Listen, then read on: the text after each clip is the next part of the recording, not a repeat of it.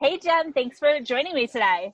Thank you, Meg. I'm really excited to be here. Oh, I cannot wait. You are signed on to be one of our amazing speakers at the Become Influential Virtual Summit, which is taking place June 8th through 12th. And you are speaking on Monday, which is our day for mindset and self-care, which really is the foundation for everything when it comes to entrepreneurship and online business and all of that good stuff. And I would love for you to take a couple minutes and introduce yourself. Thank you. I'm Jenn Taylor. I am mom of 18 and the Naked Podcaster, and I speak and teach and coach on compounding joy. So I use a theory of compound interest. I think everything in life is compound interest. It's small daily actions that get big over time. And I do that to help people increase gratitude. I did that because as I was speaking and all the training I've had, I was asked a lot to speak on conflict resolution and stress reduction and management. And I thought, that's such a terrible way to look at things. Like, life's super stressful and there's all this conflict. And it felt very much emergency room to me. Like, this is a problem. It's a problem right now. We need to fix it. And although conflict and stress comes up and you do need to be able to kind of ER that, I think about things in a much more preventative medicine space, where if you've done the things to build up the foundation over time, you have the attitude already fostered to be able to handle those things better when they happen. So kind of flipping the script on where we're coming from with conflict and stress. And that's kind of who I am. And it's kind of like, it sounds, taking the medical example, it's like preventative care. So it's like going to your physicals. Yes. You're taking these steps to prepare you emotionally and mentally to handle the things that life is going to throw at you. Exactly. And I'm a very preventative medicine mindset type person. I want to do all the things that I can ahead of time to get me ready for, and I have a great physical example. I had a hysterectomy 16 years ago. I lost twins at 19 weeks and I ended up with 3 surgeries after. And it was really traumatic. And if I hadn't done all of the things that I had done on an ongoing basis to take care of my health, I can't imagine how much more difficult that would have been. So I really feel like everything in life is just as preventative medicine as we can do it. And a huge part of everything we do is our attitude. Kind of where we're coming from on an emotional level. We hear the word self-care a lot, oxygen mask on yourself, and all those things are 150% correct. So I want to give people the tools to get them there. And I have so many tools that, some are not going to work for some people and others are not going to work, but there are going to be at least 3 that are really going to work for you to get you in that right mindset. And then when those conflicts happen, you are just in such a better headspace to be able to take that on. And I think that's a really important point that you bring up, that something that works for one person isn't necessarily going to work for somebody else. But also, just because something didn't work for you once before doesn't mean nothing will work for you. So it's finding what is going to work for you, which I'm sure is influenced by so many aspects of your personality, like your past and your upbringing and all of that stuff. It was. I was brought up in tremendous dysfunction. So when you think about kids in foster care and everything that they've been through, that was me. I was that kid. We weren't in foster care, my sister and I. We should have been. I remember CPS visiting the house when I was about 10 or 11, and she drove away and I wondered why we weren't with her. It was very confusing to me, because as a kid, things aren't right, but you don't really have a context to compare that to. And I felt like, well, maybe things weren't as wrong as I innately felt, and they really were. And that led me to, I went through infertility and I was able to give birth 4 times. But in my mind, I knew I was going to do foster care. Someone made a difference to me, my 3rd grade teacher, and I wanted to make a difference to other kids. And, we didn't expect 18 kids out of all of that. but I have a great example for that too. I wrote 1 book. And I was on a group podcast, and there was a woman who I'm friends with that had 17 books. Like, oh my gosh, what an incredible, I can't imagine writing 17 books. What an accomplishment. How do you even structure your time? How do you do it? And I have 1, but we're both called authors. And so with parents out there, it doesn't matter if you have one or I have 18, there's not a competition in number. What it is a collaboration and a connection. And so whether you have one or 18, you're called the same thing. We're all called parents, and it's not competitive. And so, I mean, my story was my story, and I love my story. I created it, you know, so I'm excited about it. But yeah, definitely, if my third grade teacher made such a significant difference in my life, then imagine what you can do in someone else's life. And so that started propelling me on the journey of having a better attitude and being more equipped.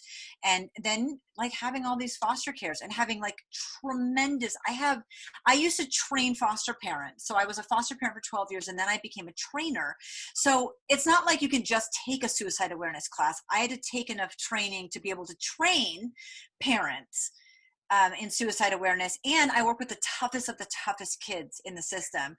So when you start becoming a trainer for children with trauma and suicide intervention and structured family evaluations and nonviolent crisis intervention and, you know, big scary words that are super negative.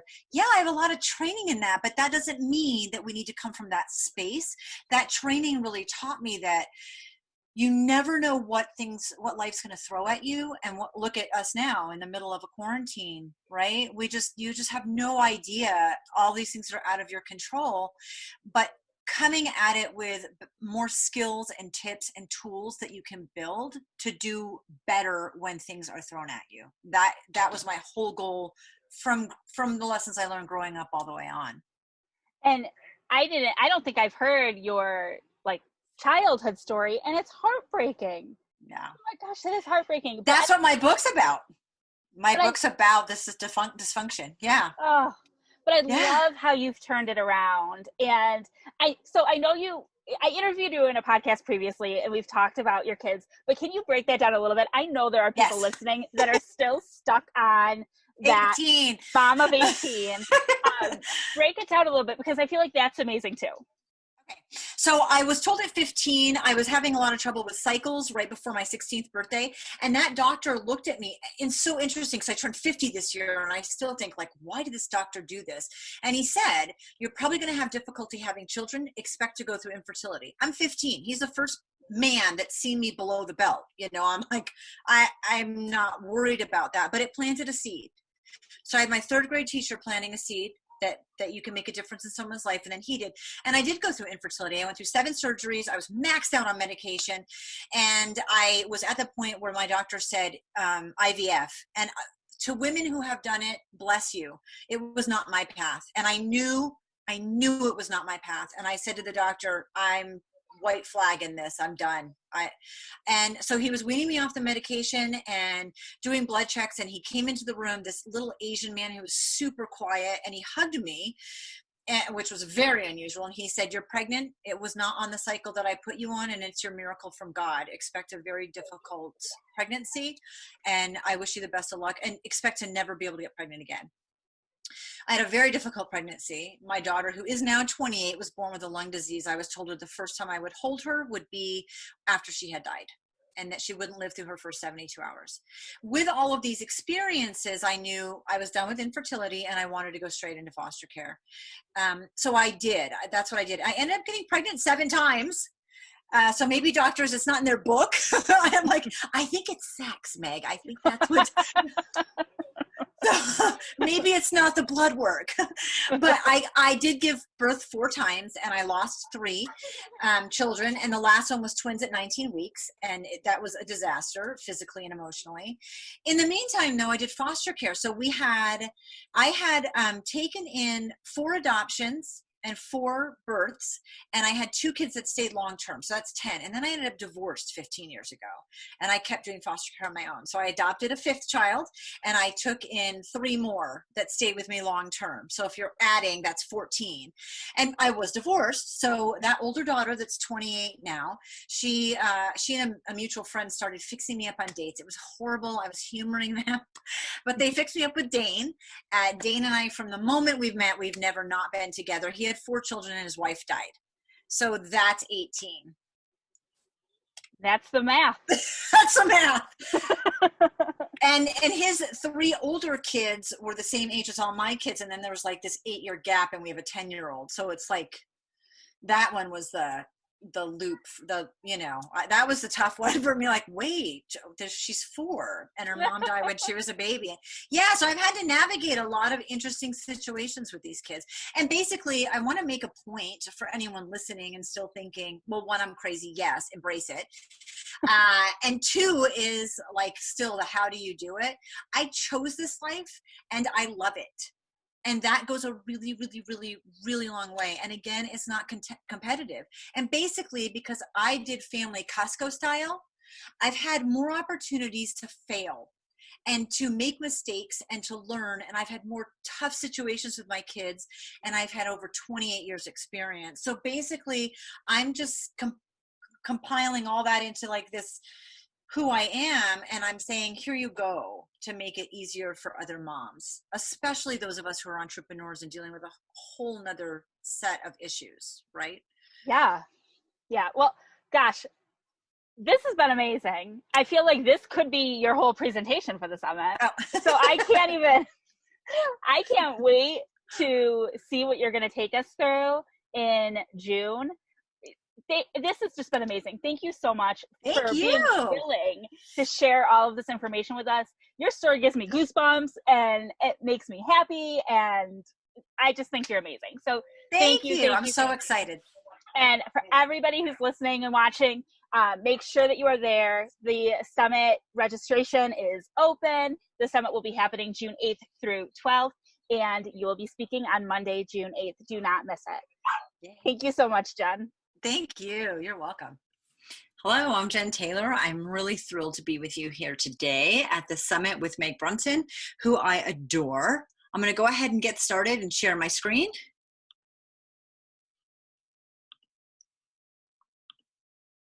Okay, here we go. Move myself over. Maybe that will help.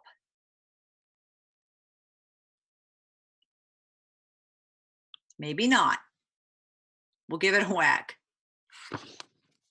I am Jenn Taylor. Like I said, I am mom of 18. I get asked a lot how that happened, and I'll give you the quick rundown. I went through infertility, and I was able to actually get pregnant 7 times. That's a whole story in itself. I did the first 7 infertility surgeries. I was maxed out on Clomid and Provera. Any of you ladies who have ever gone through infertility totally know what I'm talking about. I got to the point where we were ready to do in vitro fertilization. I knew that wasn't my path. So for any of you who have continued on through that, God bless you. I totally get it. I knew it wasn't my part or part of my journey. So I ended there, and I did get pregnant. I was told she was my miracle, but I did get pregnant a total of 7 times. I had 4 deliveries ultimately and 3 miscarriages. My final miscarriage was twins at 19 weeks that resulted in 3 more surgeries, including a hysterectomy. And that is also a story in and of itself. In the meantime, when I went through infertility, I knew I really wanted to do foster care. I was a foster mom for 12 years. I adopted, with my ex-husband, I had those 4 biological children, and then I adopted 4 children. I had 2 extra kids that kind of came and stayed long-term. That was 10, if we're all doing math correctly here, if I'm doing math correctly. I was divorced after that. But I kept doing foster care. I had a 5th adoption, and I took in 3 more kids long term, which came to 14 kids total. My daughter, who's now 28, that first daughter that I got pregnant with in infertility with the specialist, she introduced me to a guy who had 4 kids and his wife had died. And that's the short version of how I got 18 kids. I actually worked in foster care after I was a foster parent. I trained parents to work with treatment level kids, which are the toughest of the tough kids. So I had really, really high training in order to be able to train the parents, which was an interesting skill set to develop in and of itself. So that's how I got 18 kids. And as far as being able to really relate with other women, infertility, miscarriages. I ended up having 3 of my births at home, 2 in the water, doing foster care, adoptions. I breastfed 3 of my adopted kids that I adopted at birth, so I relactated for that. I was a lactation consultant for over 12 years internationally. I've been through divorce. I've been a stay-at-home mom for 10 years and homeschooled my kids. Then I went corporate for about 10 years, and then I launched my own business. So I've kind of run the gamut. I also remarried, have a blended family, and had to navigate that. And at the time we got together, there were 12 kids in the house, and it was that way for quite a while. I'm glad I was a stay-at-home mom for over a decade and then went corporate and then started my own business. I really, really had a lot of experience in different ways of doing things and kind of finding that balance with family. I've been a speaker off and on for 30 years, and I wrote my book 4 years ago, and I am happy to email anyone the PDF copy. All you have to do is give me a shout out and I'll get that to you. I've had a blog for 8.5 years, since October 2011, called Mom's Running It. My daughter, who is now 24, named that because she's like, Mom, you run everything.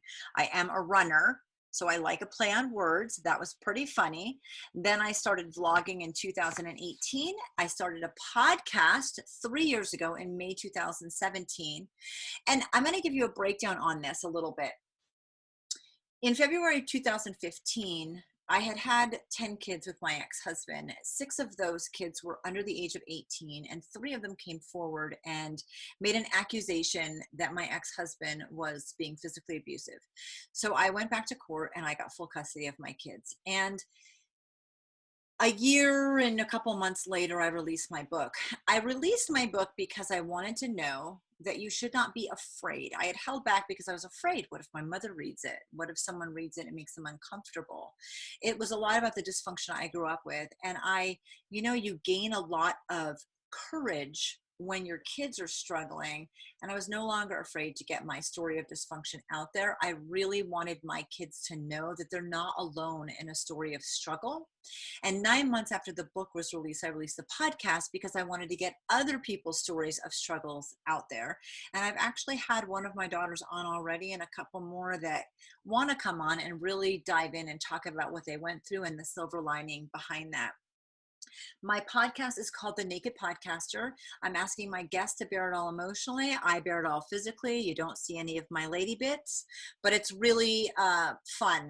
My platform is shameless self-promotion. I love when people talk about what they do and how much they love what they do. I don't think, most of my guests are women. I especially don't think women talk about themselves and their accomplishments in a really positive way. You're either pompous and vain, or you're dumbing yourself down. And I have a platform where I love shameless self-promotion.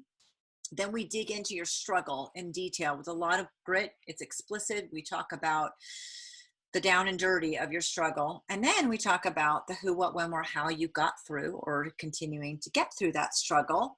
And if you're an entrepreneur, there's a 100% chance that your business was born from your struggle. And I love to make that connection and end on a high note. My goal with the podcast is that people feel less alone in their struggle and that we're all building our toolbox. All right, let's see why this is not, here we go. There we go. So I began my parenting journey over 28 years ago, and that's really not what I'm talking about today, but it is how I've gained so much experience, which I turned into a skill set and a toolbox, and I've utilized it moving forward.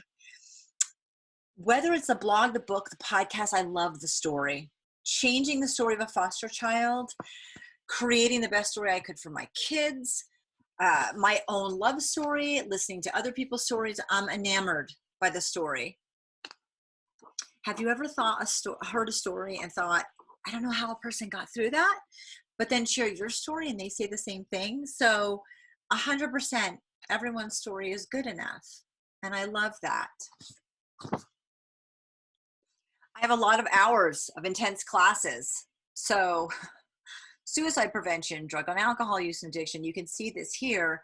All kinds of super positive topics.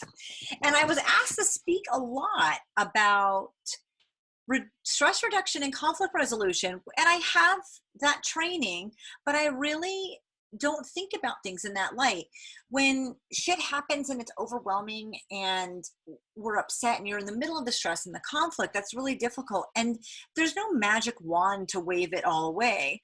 But what I like, that's almost like emergency room. You're in the ER and you just need to stem the bleeding, right? I think about things in life a lot more from a preventative medicine point of view.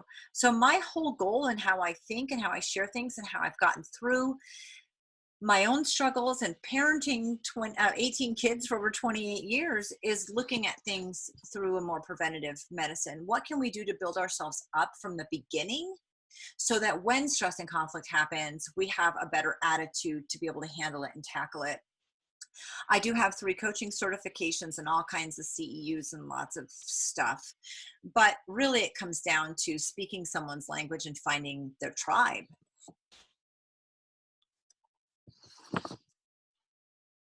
This is my goal. This is what I want, is for us to support each other. So I'm going to use an example here, because sometimes when people hear I have 18 kids, the first thing that women say is, oh, I only have insert number here, 1 kid, 2 kids, 3 kids.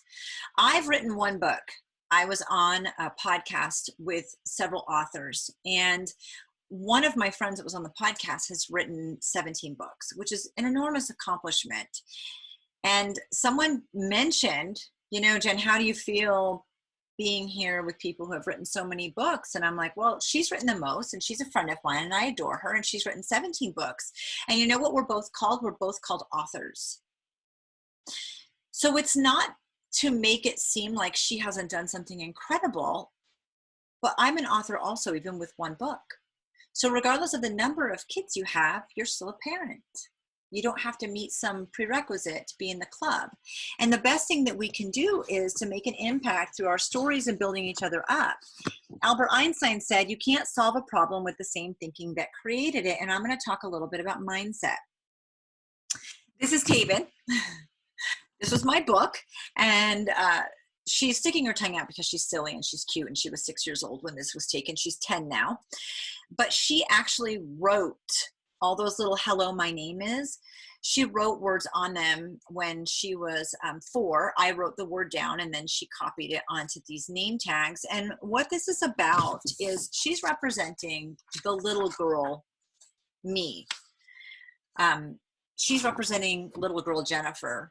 And sometimes people label us. Those labels say survivor, victim, and sometimes we label ourselves, and that can be a great thing, warrior princess, but it can also not be a great thing. So we really need to be careful in the labels we allow people to give us and the labels that we give to ourselves that are derogatory.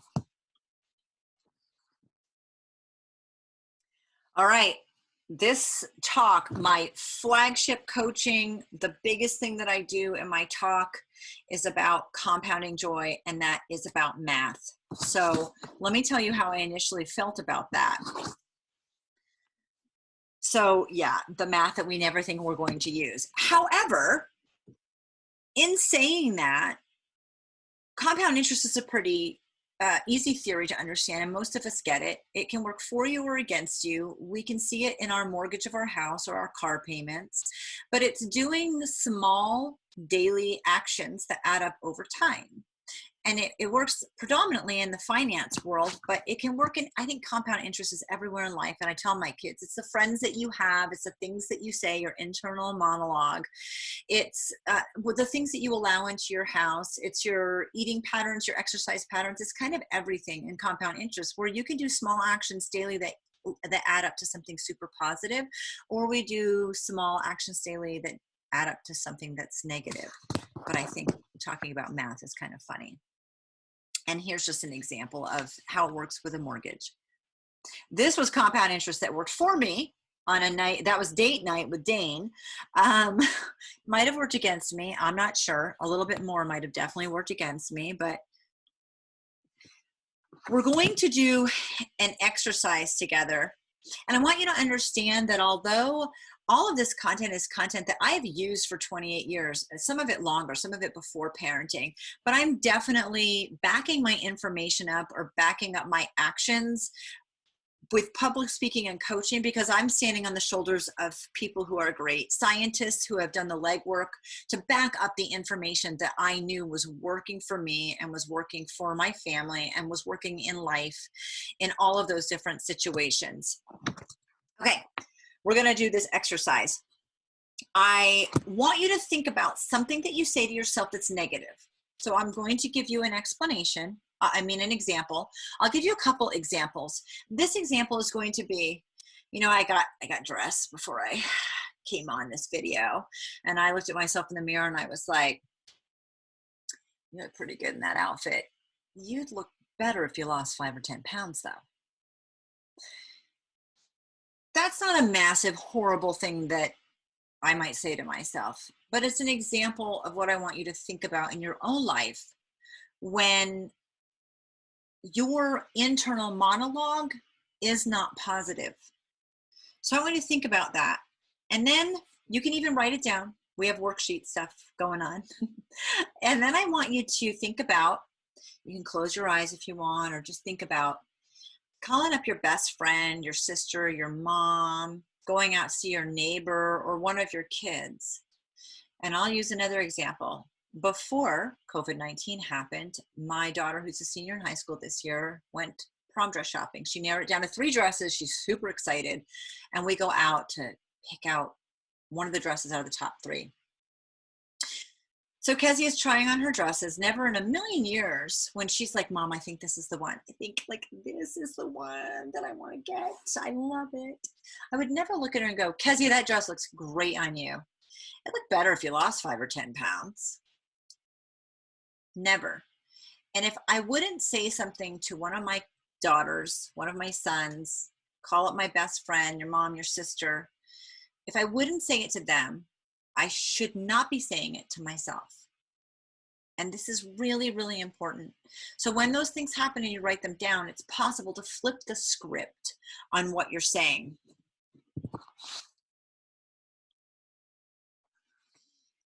It's really possible to say, you look better if you lost 5 to 10 pounds, and me to think, wait, stop, immediately, right there.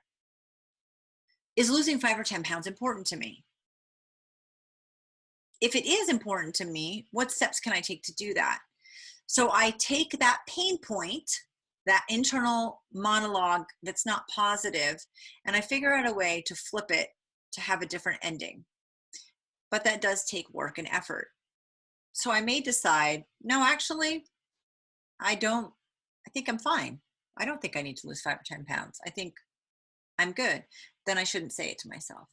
But either way, we need to start changing the way, stopping how we're talking to ourselves. A little more lipstick on the mirror, all for you. I'm clicking the wrong button. Forgive me. This is Sean Anker. Sean Anker is amazing. He and I are best friends. He doesn't entirely know that we're best friends yet, but as long as I know it, I think it's okay. I watched his TEDx talk, and you should have the information for that. Watch it. I watch it over and over again. It is one of the funniest talks I've ever seen. Originally I was born in Rhode Island, so I'm from New England, and we talk really fast. And this guy, like, I've got nothing on him, but he is so funny. It's ridiculous. I saw his TEDx talk, and he had a slide that used several of the same bullet points that was in this talk that I had already been doing, the one prior to this. So I contacted him and I asked, okay, can I use your slide? Because I like the fact that he has the science behind it, and these are his credentials. So really, really phenomenal. I'm not sure how much over that 13 million views that his TEDx talk is, but it's incredible, and his advantage training is phenomenal, and I absolutely just adore what he's doing. He does it making fun of himself with such a sense of humor and a lightness about some really interesting science. He makes science super fun. So he's one of the world's leading experts on happiness and success, and I just adore him. This is the slide that I asked if I could use, and he said yes, which as you can clearly see now, makes us best friends. So I'm going to go through all of these. I had 4 of these 5 on them. I did not have random acts of kindness. I had it written completely differently. So I switched my language to match his, because he's not the only one that has science backing all of this, but this was incredible. So now get ready, because the first thing is, not having terrible self-talk and flipping that script.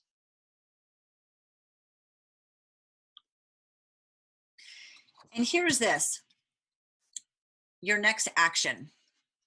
Action number 2, 3 gratitudes. This was something that I did with my kids accidentally. I love the number 3. There's something about it that I do all the time for 30 plus years. And so I'm sticking with it because there's science behind it. But you spend 2 minutes each day. Literally, this is bullet points. It doesn't even necessarily take you 2 minutes. And I understand that sometimes you can't think of 3 things that you're grateful for. It can literally be that you woke up, that you brush your teeth, that you made your bed.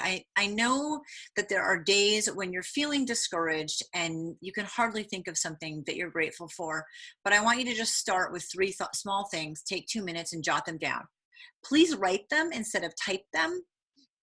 That has some brain science behind it also. So do the action of just having a gratitude journal. I also love that you can see that over time, if you just write the date and 3 things, the date and 3 things, the date and 3 things, you are rewiring your brain to look for optimism in the world. You're looking for the positive in the world and not the negative. And over time, this exercise becomes easier and easier and easier. It's one of my favorites. It's the place that I start in every situation with every one of my kids and everything that we do. This is dinner at my house, or it was. So I think there's 8 kids in one picture, 11 in the one on the left.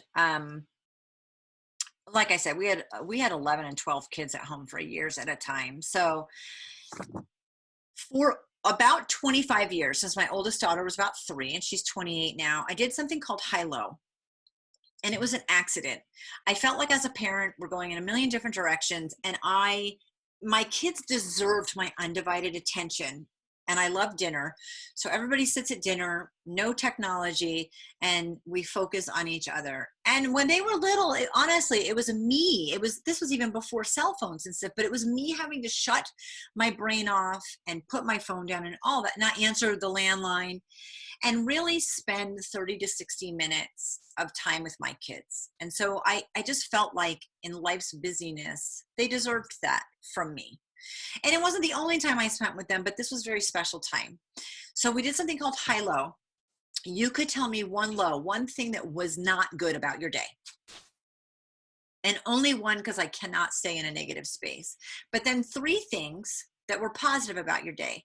And I cannot tell you what this does. First, it gives everyone at the table a spotlight. We used to say, hey, quiet down. Nikki's got the stage right now.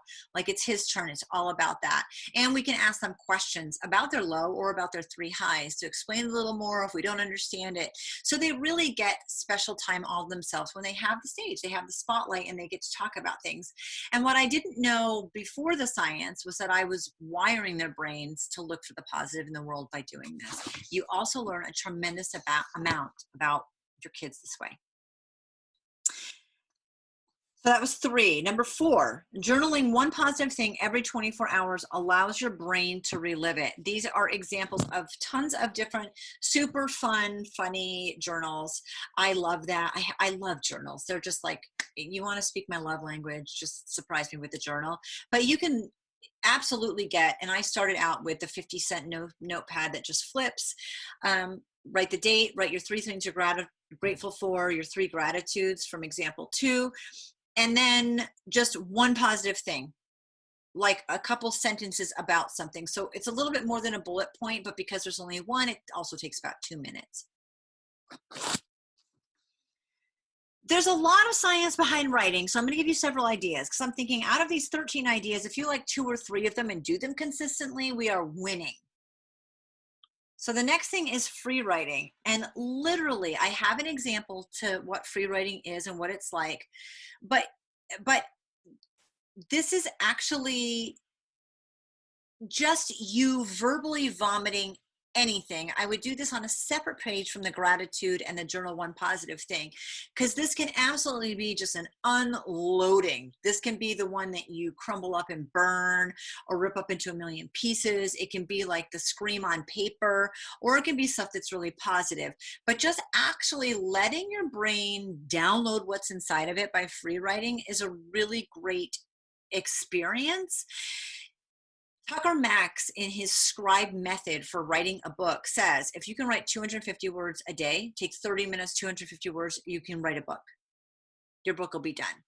And when you think about, oh, if I just wrote 250 words, or I just was doing free writing experiment, like, you can actually turn this stuff into a book. It is possible.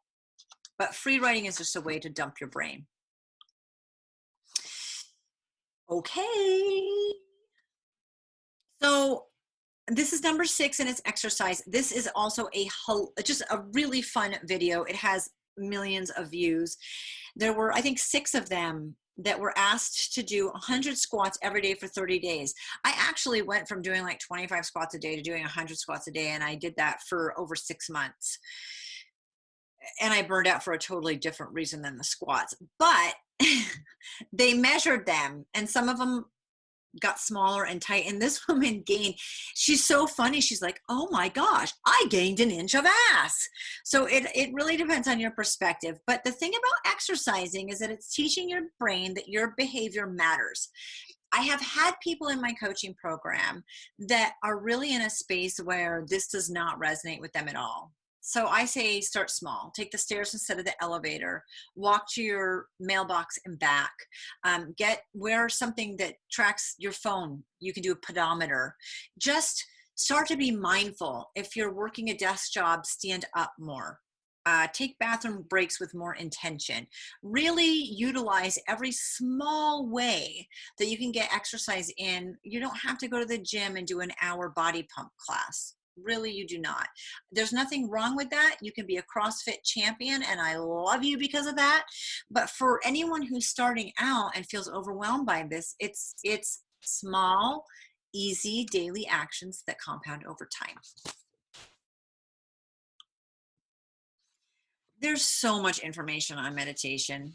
Basically, here's the information about it. It allows your brain to get over cultural ADHD, which I thought was a really interesting way to present this.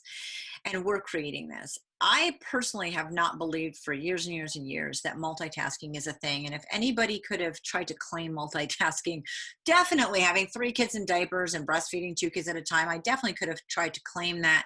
But what I think we're able to do is single task, but transition from one task to another really well, because I don't think multitasking actually works. That's my personal opinion. I can find science to back it up, but we really, it trains us to focus on the task at hand. Now, I thought I sucked at meditation until I found guided meditation. So what I would say to you on this, if it's something that you're really interested in, YouTube has a ton of downloads. I actually have a folder on my desktop where I have some of my favorite guided meditations that are 5 minutes to 20 minutes. And I use those because that's the easiest for me. I found them. I like them. They're all people that I know. And so I feel more connected to it. But I really had to learn guided meditation and find people that I know that I feel like I have a connection with. It took me a long time to even get this to feel like it was working for me at all. So and then I have friends who are like meditation gurus for hours. And that's awesome. But I want you to know not to be discouraged. And this was one that discouraged me. This is so great. So I don't remember what I called it in my last talk. I have to go back and look. But random acts of kindness was a way to loop this up. Sean Anker talks about using random acts of kindness. One example that I found that was super fun. So any of you who are working corporate jobs or who have employees, this company actually used email. So I have bullet points here. Random acts of kindness it's just doing something nice. I think, I'm in the Starbucks drive-thru and I'm having an off day, and I get up to the checkout window and the barista has totally screwed up my order. and I'm just pissed because everything's gone poorly that day. And it would be really easy to tell that person off. And people tend to have an easy time finding the negative and acting on it. I've been in a drive-through where that person's voice comes across the intercom and it makes me smile. Sometimes it makes me giggle. I'm ecstatic. And what I'd like you to do in a random act of kindness is let that person know. So where sometimes we find it easy to take a minute, 30 seconds to a minute to tell somebody that they made a mistake, we don't tend to take 30 seconds to a minute to tell somebody, hey, dude, your voice was kick-ass through the intercom. You made me smile. I've been smiling ever since this whole way in the line. And I know what's going on in your life, but totally keep up the positive attitude. So I'm encouraging you to take silly, small situations like that and do a random act of kindness and tell the person they made the difference. It goes a huge, long way. The thing that this company did was they asked their employees to use their email to give positive shout outs to their coworkers. And it completely changed the dynamic of their company's corporate working atmosphere, because now they were all going on this like email tree of saying kind things and noticing kind things and watching out for kind things and then shouting out about the kind things. It really, really goes a long way. I did an experiment like this with my kids. I had, I think, 6 or 7 kids in high school at the time. And I was on the phone with somebody, and I have a habit of saying, I appreciate you. Not thanks, not I appreciate it, not word, although like I've been known to say that, you know, being a hip mom and all. But to actually say, hey, Meg Brunson, I appreciate you. Thank you for all the work that you did for this seminar and for looking at my application and having me on here. I really appreciate you.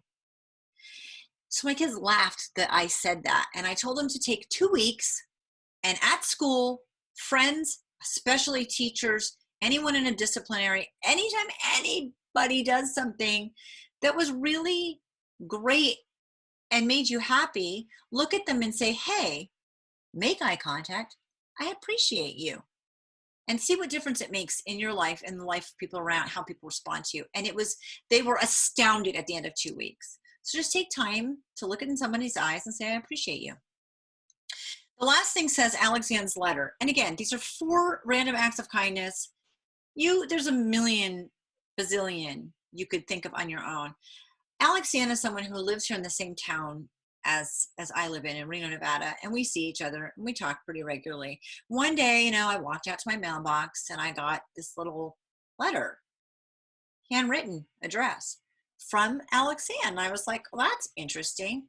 And it was a letter where she took the time to tell me what things she appreciated about me and how much she loved me and how much our friendship meant to her. And I was sobbing. I was sobbing. Yes. I immediately went in my backyard, sat down and did a video that's called Women Helping Women, and how we just really don't take the time, especially to do a handwritten letter, which my great grandmother would be so sad if she knew I wasn't doing as many handwritten letters as she wanted me to, but to really take the time. I cannot tell you what it meant to me and how much I loved it. Smiling. If you're following along still, I adore you. Thank you. This should be number 9. Smiling. In 2016, I had 3 girls graduate from high school. And in the high school graduation, there was a girl named Heather Renner, who I have been in touch with since then. And she gave a talk about creating a positive mindset. When our this is true, our smiling muscles contract, they fire a signal. Okay, you guys can read this and see about the endorphins. It's this really super positive, fun hamster wheel. I have loved this. This is how I like to play with this. I loved going to the store or going to the mall or just being out in public with my kids and being like right next to them or just in front of them, so I could smile at people without them realizing I was doing it, because when you smile at people, they smile back at you. And so we would be walking like through the hallway of the mall and there's all these people just smiling at my family. And I know that what that does is that it makes them smile back. And so it's just this great perpetuation. So try to just trick your brain. I don't believe the second line in this, but if anybody wants to like hang out on Zoom and try it, like I think I would be so sick. But there is really, really great information about smiling. So what Heather Renner did in this graduation, she got up to speak. She was rated, the superlative that she got was best smile. And she said that that was really interesting because 4 years earlier, she had attempted to take her life. Fortunately, it was unsuccessful, but these are some things that she learned from that situation. From that situation. Here were her takeaways from a kid who was suicidal at 14, was unsuccessful. And I've had kids of my own who have been unsuccessful in their attempts, but this is how she broke it down.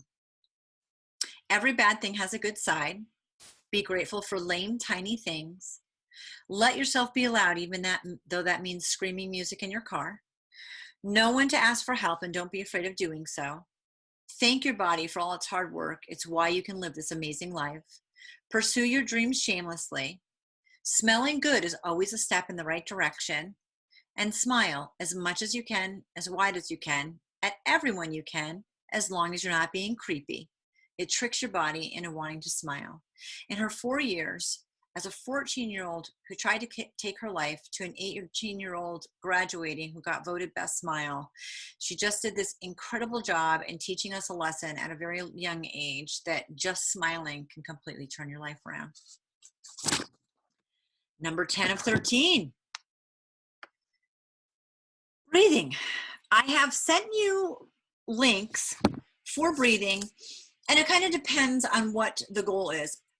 Deep breathing has a ton of benefits. This is attached some to exercising and some to meditation, but it is its own. It can be just on its own, also separate from either of those. And whether you have anxiety, you need to relax, you have stress, there are some great tools into how to do deep breathing, and it can be for a really short period of time also. So it's really incredible just to like take a minute and just breathe.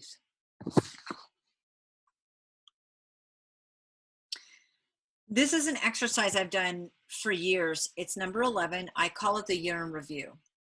I started this with one of those 50-cent notepads, and I would carry it with me. And now I use notes on my MacBook and my phone because it's easy. And this is actually a screenshot of 2018.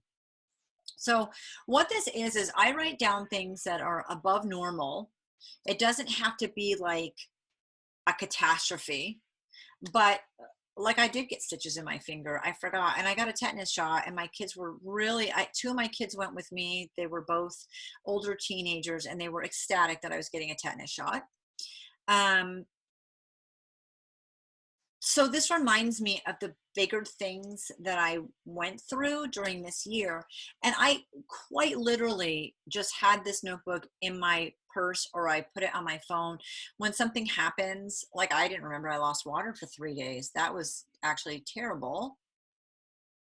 I still haven't fixed the dent in my front fender from the accident. You know, like really interesting. You don't realize how much happens to you and that you spell words wrong. I just found a typo on my list. We don't look at how much we do that's unique and above and beyond. Life feels ordinary sometimes or super stressful sometimes. And doing this gave me just a lot of perspective. So I don't do a New Year's resolution, but right around the beginning of the year, when I'm getting ready to start my new list for the next year, I really look at what I've done for the year and how far I've come. And that a lot of things that initially seemed negative, for example, Sam at Allen's and in court, you know, my son had charges. I called the police on him, and it saved him from a trajectory that could have been much worse. At the time, writing that was difficult for me, and having that whole process. But by the time you get around and you look at it from the end of the year perspective or the beginning of a new perspective, it's completely different. And this helps you realize how far you come. It's your trainings, it's the things that you learned, it's the weird things that happen. So this is just a year in review.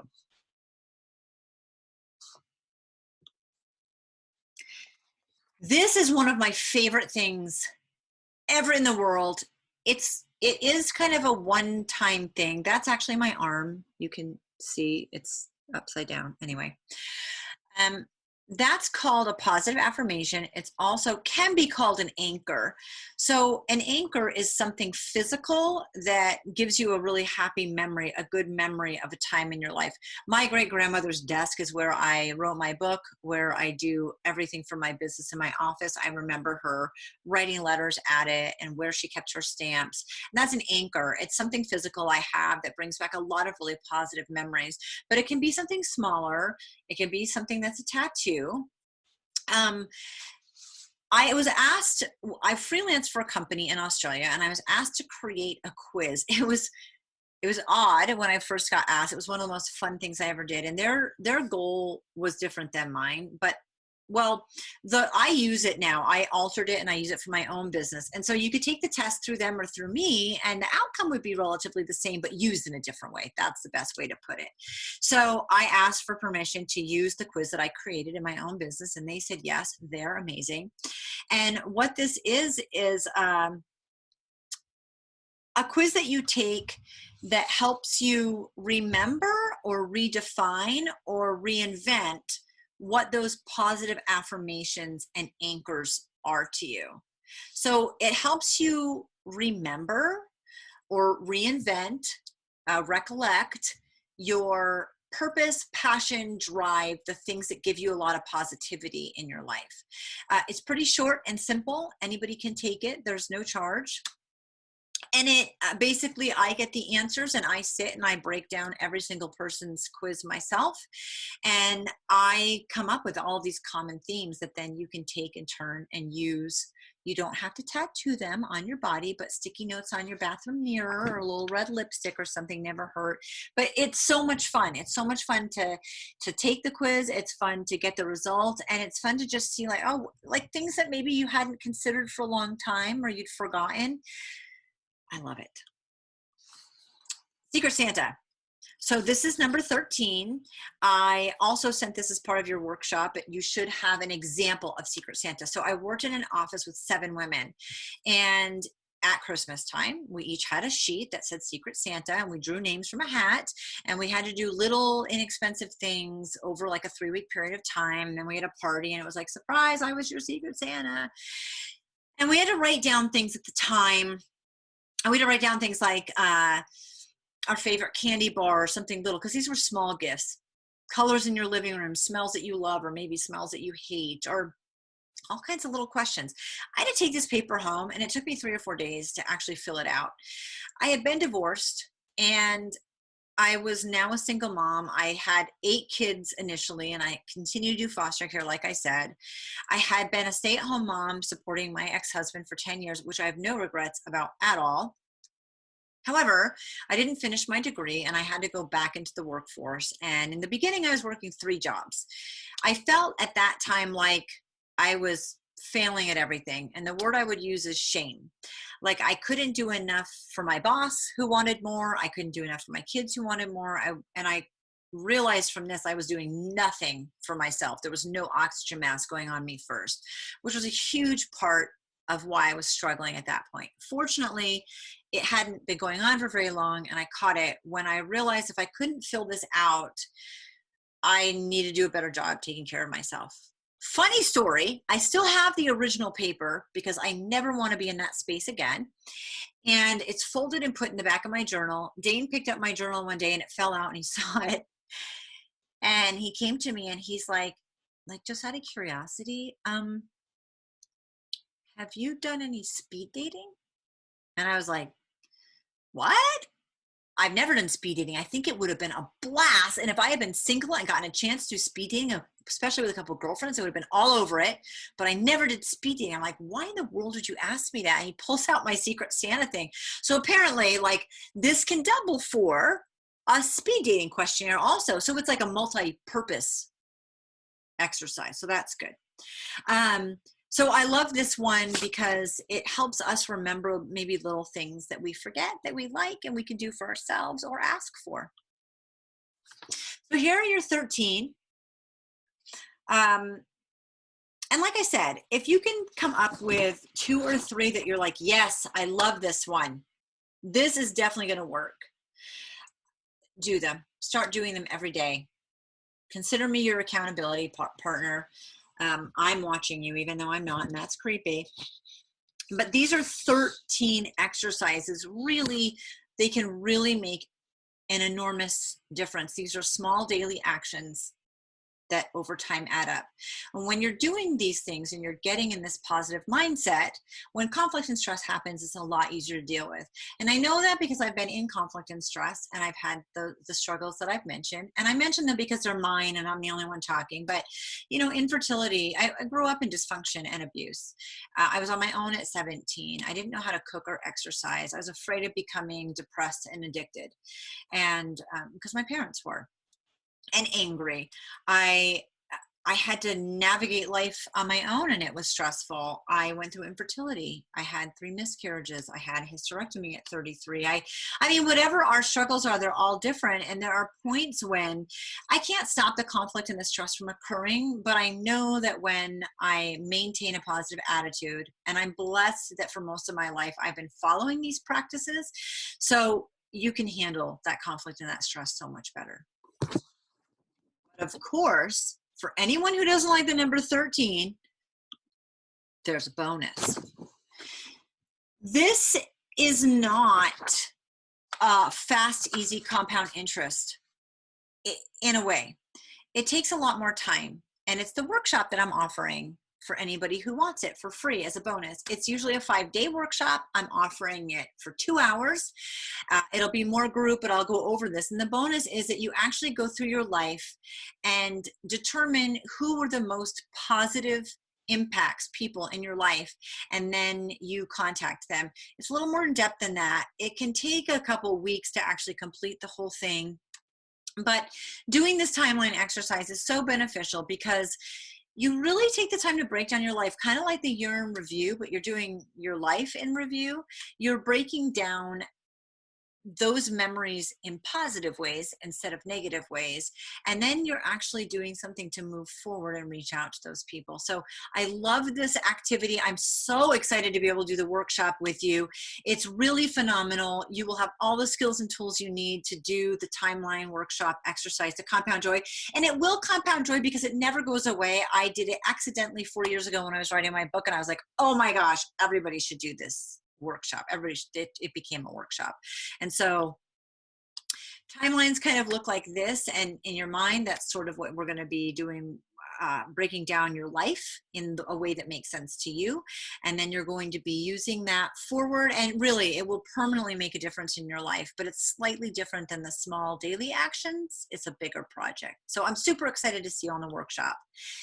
Thank you so much. Thank you for being here with me. Thank you for listening to me. Thank you for being willing to see that I have value to offer you in compounding joy. I know what has worked for me and what's worked for my family and what's worked for clients. And I'm so excited to have been here with you and to have shared in this summit. I'm just thrilled and grateful, and I appreciate you.